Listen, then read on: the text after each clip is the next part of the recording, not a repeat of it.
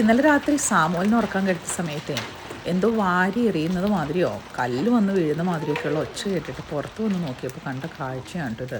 ഭയങ്കര ശക്തമായിട്ടുണ്ടായിരുന്ന ഒരു hail Storm ആയിരുന്നേ.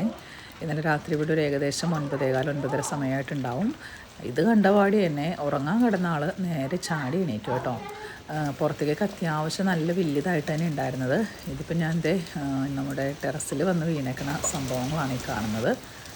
ഒരു 5 മിനിറ്റിൽ കൂടുതൽ ഇത് ശക്തമായിട്ട് ഈ ആലിപ്പഴമൊക്കെ ഇങ്ങനെ വീണ് കഴിഞ്ഞതിന് ശേഷം ഭയങ്കരമായിട്ട് മഴ പെയ്യാനും തുടങ്ങി. പഠിക്കുന്ന സമയത്ത് ഈ പ്രതിഭാസത്തിനെക്കുറിച്ച് കേട്ടിട്ടുണ്ടെങ്കിലും നമ്മുടെ നാട്ടിലൊന്നും അങ്ങനെ അധികം കാണാൻ പറ്റാറില്ലായിരുന്നല്ലോ. ഇവിടെ വന്നപ്പോൾ ഇടയ്ക്കിടയ്ക്ക് ഇങ്ങനെ കാണാൻ പറ്റാറുണ്ട്.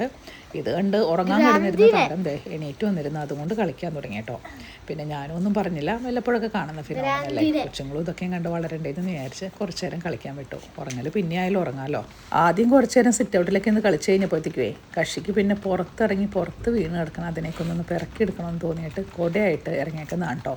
മഴ വലിയ കാര്യമായിട്ടില്ല, വളരെ കുറച്ച് മാത്രമേ ഉള്ളൂ. പിന്നെ ഞാൻ സമ്മതിച്ചു, അതൊക്കെ പോയി പിറക്കിയിട്ട് വന്നേക്കുന്നതാണ് ഈ കാണുന്നത്. ഇങ്ങനെ ഇടയ്ക്കൊക്കെ കാണുന്ന ഈ ഹെയിൽ സ്റ്റോം ഫെനോമന ഉണ്ടല്ലോ, നന്നായിട്ട് തന്നെ നാശനഷ്ടങ്ങൾ ഉണ്ടാക്കും കേട്ടോ. ഇന്നുണ്ടായത് അത്യാവശ്യം നല്ല വലിയ ഐസും കട്ടകളാണ് കേട്ടോ വീണിരിക്കുന്നത്. ചിലപ്പോഴൊക്കെ ചെറുതുങ്ങളായിരിക്കും. സാമൂല് എന്തായാലും ഉറക്കം പോയെങ്കിലും നന്നായിട്ട് തന്നെ എൻജോയ് ചെയ്തു. ഞങ്ങളുടെ വീട്ടിൽ വീണത് ഇത്ര വലിയത്, ഇവിടെ ഇതിനെ ഗ്രാന്തിനെ എന്നാണ് പറയുന്നത്. വലിയത്